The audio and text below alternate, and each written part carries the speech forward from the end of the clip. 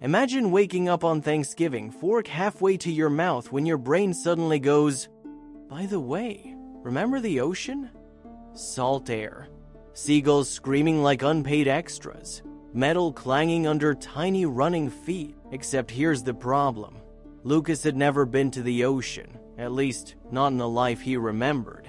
And that's how it started. Not with fireworks, not with a therapist's couch, but with mashed potatoes and a memory crash so vivid it felt illegally downloaded from someone else's past.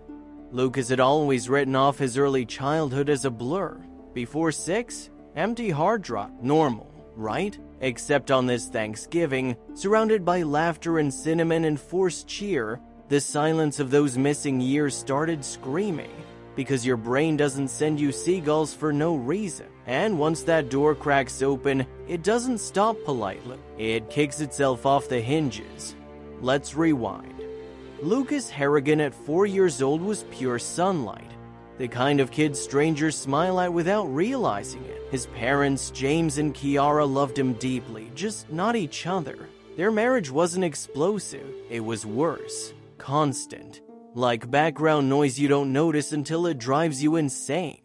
Arguments were the soundtrack of Lucas's childhood. Slammed doors, tight silences, sharp words thrown like darts. So Lucas learned a skill no 4-year-old should master, disappearing while standing right there. And when adults fight, kids don't look for answers. They look for exits. Cue the crew. James called it a reset button, a Royal Caribbean miracle cure.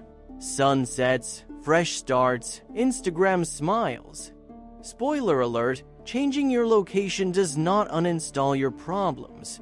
For Lucas, though, the cruise was paradise. Endless macaroni. A pool that felt like an ocean. And then, Lucy.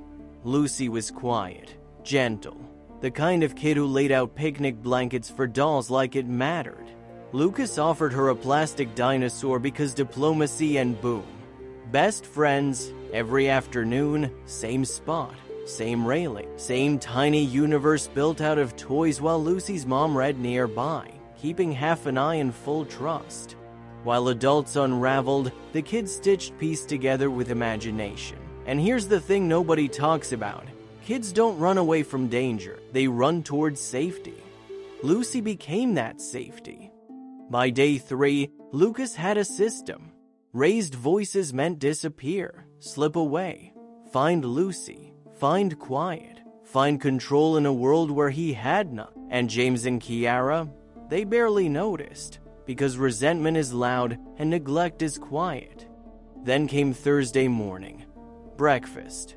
The most dangerous meal in a failing marriage. A chef's tasting platter. An eye roll. One word. Pretentious. And just like that, the storm started again. Lucas slipped away like he always did. Only this time, he didn't come back. Fast forward to Thanksgiving decades later, that's what Lucas was remembering. Not the cruise brochure moments, not the pool, not the macaroni, the escape, the feeling of metal underfoot, the echo of running, the moment a child trusts the wrong silence. And here's the uncomfortable truth. Our brains don't erase trauma. They lock it in a vault until we're strong enough to open it. That Thanksgiving wasn't about turkey. It was a key, because the first chapter of Lucas's life wasn't missing. It was buried, and buried stories don't stay quiet forever. So here's the question that lingers. What else are you remembering without realizing it?